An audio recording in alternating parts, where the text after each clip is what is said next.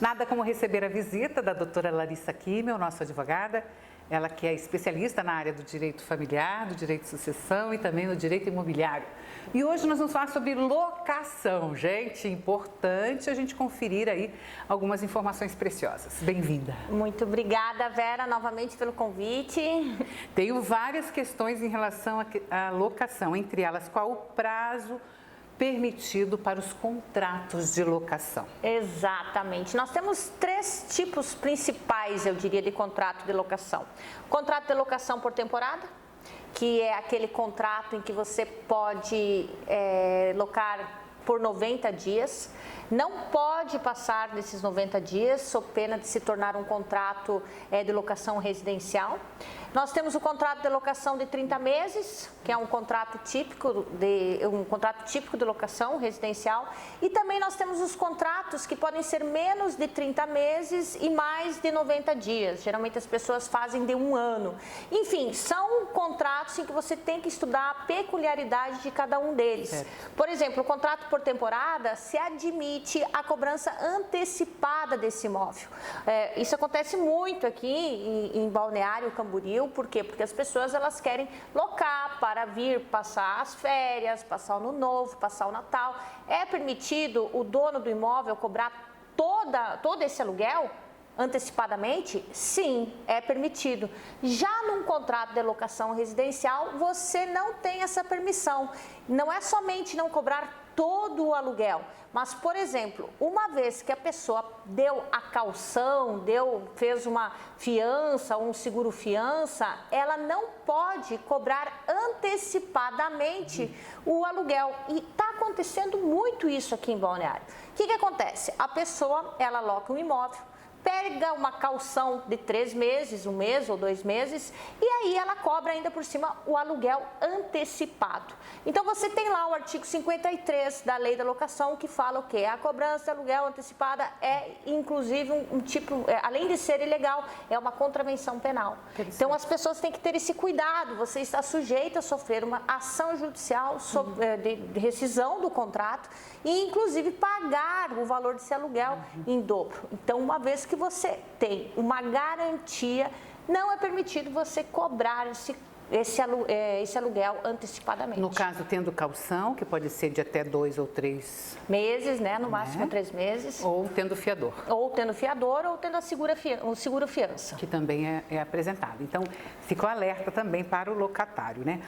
E isso realmente são uma das principais garantias, vamos dizer, permitidas em lei, né? Daquilo que pode ou deve ser feito. Sim, na verdade, né, as garantias que a lei prevê para garantir um contrato de locação é a caução, até 3 meses do aluguel. Além da caução, nós temos a fiança. Muito bem. Que é quando uma terceira pessoa, ela disponibiliza um bem para garantir esse contrato. E também tem o seguro fiança, que às vezes as pessoas não têm essas duas opções e acabam optando por um seguro fiança. Tá, doutora Larissa, em relação a um possível despejo, porque isso é uma preocupação. Na verdade, todos os cuidados que se tem na hora de locar, de desenvolver o contrato, realmente tem a preocupação de um não pagamento, algo aconteça no meio desse caminho indesejado. E aí, muitas vezes, acontece casos e casos de pessoa ter que pedir o despejo, vamos dizer. Exato, né? Como é que é o procedimento? Não houve o pagamento. Não tem uma garantia, enfim, não tem negociação. É importante você notificar e aí, uma vez a pessoa também não pagando, você pode ajuizar uma ação de despejo, em que, se a pessoa quiser uma liminar, ou seja, que o locatário saia desse imóvel imediatamente, hoje em dia a lei ela requer que você deposite em juízo 3 vezes o valor desse aluguel. É a garantia que realmente a pessoa está falando a verdade. Então, você tem que fazer esse depósito em juízo para conseguir uma liminar. O que é uma liminar? Uma liminar é uma decisão antecipada, ou seja, não vai ser necessário você ter a sentença desse processo, que daí no caso é muito mais moroso. Já no início, você fazendo esse depósito judicial, estando com os demais requisitos em ordem, possivelmente você ganhe essa decisão judicial para que o locatário já seja despejado no caso do imóvel. Esse seria o procedimento certo para poder efetivar esse pedido seria uma das formas para você conseguir o despejo, né? E assim é interessante, Vera, porque as pessoas me perguntam, o despejo ele só é possível no caso do não pagamento?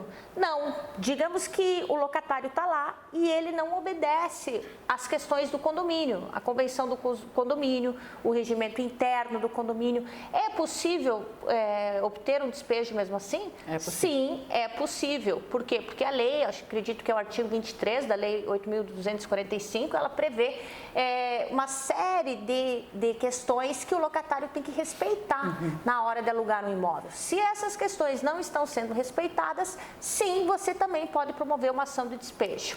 Gente, o importante de tudo isso é ter a orientação do advogado, é obter realmente um contrato, porque todas essas questões elas têm que ser bem discriminadas para que não tenha esse incômodo. Isso, e uma coisa que também acontece, as pessoas me perguntam muito, mas e o locatário? Ele pode rescindir o contrato também? Então, vai ter que estar no contrato, especificado. Não necessariamente. Por quê? Digamos que nessa lei você tem a questão das benfeitorias, né? Você tem lá as benfeitorias necessárias, benfeitorias úteis e as benfeitorias voluntosas. Essas necessárias são o quê? São as benfeitorias que a pessoa que está muito relacionada à parte estrutural do prédio. São as questões de infiltrações que não podem existir, se tem aí uma discussão sobre mofo, né, se acaba sendo ou não sendo, enfim, tem uma série de questões que também pode ser analisada, mas de uma forma geral é obrigação do locador ele propor, ele entregar aquele imóvel de uma forma que o locatário possa usá-lo.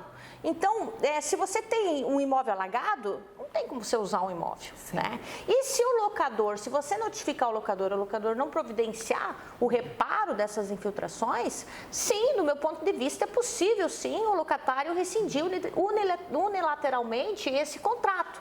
Por quê? Porque ele não está cumprindo com a sua obrigação de entregar para o locatário um imóvel que realmente seja para o fim de uso, né, que a pessoa se sinta bem naquele local. Então, o locatário, né, além daquela questão de poder pagar a multa de 3 meses, geralmente tem uma previsão nesse contrato, mas se for de responsabilidade do locador essa rescisão, também pode rescindir.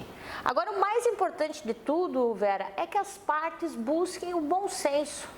Que as partes busquem o bom senso, a conciliação.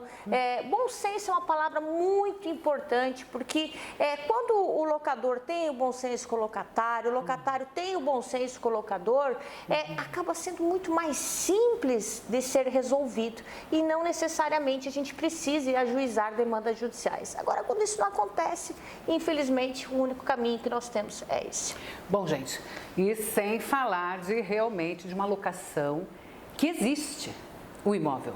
Cuidado com as internets da vida, no sentido de fazer uma locação e quando vê, não foi o dono que locou, não foi a empresa que locou, não foi o proprietário que locou, não existe aquele endereço já tem outro tipo já de locação, ou tem os moradores.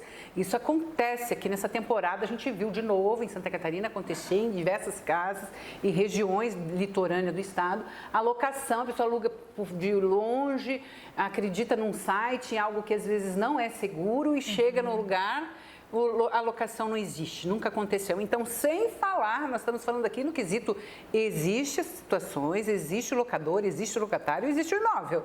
Já tem que ter todos esses cuidados aí. Agora, muito mais uma locação à distância, sem observação e certeza do negócio, né, doutora? Com certeza, é muito importante. Porque aí não tem de quem cobrar. Você vê testemunhos, eu acredito, a referência, o site que está disponibilizando esse imóvel. Não dá para brincar, né? Você falou sobre golpes recentemente no programa. Lembrei agora, gente, muitas pessoas chegam, cadê a casa? Estou com filho, estou com bagagem, estou com o carro cheio. Que loucura, não tem nem como descer do carro. Muitas vezes não tem nem como restituir o valor. Não, mas da onde? Vai cobrar de quem? Né? Então, realmente, Mais um alerta, mais um golpe. É uma encrenca. A entrar na sua lista dos golpes. Exatamente, atenção a isso. Doutora Larissa Kimmel participando do programa, lembrando que tem aí as redes sociais, que ela sempre está trazendo uma informação pertinente na área sucessória, família e realmente direito imobiliário. E ainda, claro, telefone sempre contato, que está sempre à disposição, né, doutora? Muito obrigada, Vera, novamente pelo convite. @Larissa Kummel, Kummel. O meu WhatsApp é 47-99192-2555. Quem quiser tirar alguma dúvida, conversar mais comigo, eu fico à disposição. É isso aí, obrigada, tá? Até uma próxima, até o próximo mês, até a próxima quinzena. Logo, logo ela está de volta aqui no programa. Amém. Tempo do break, a gente vai e volta rapidinho.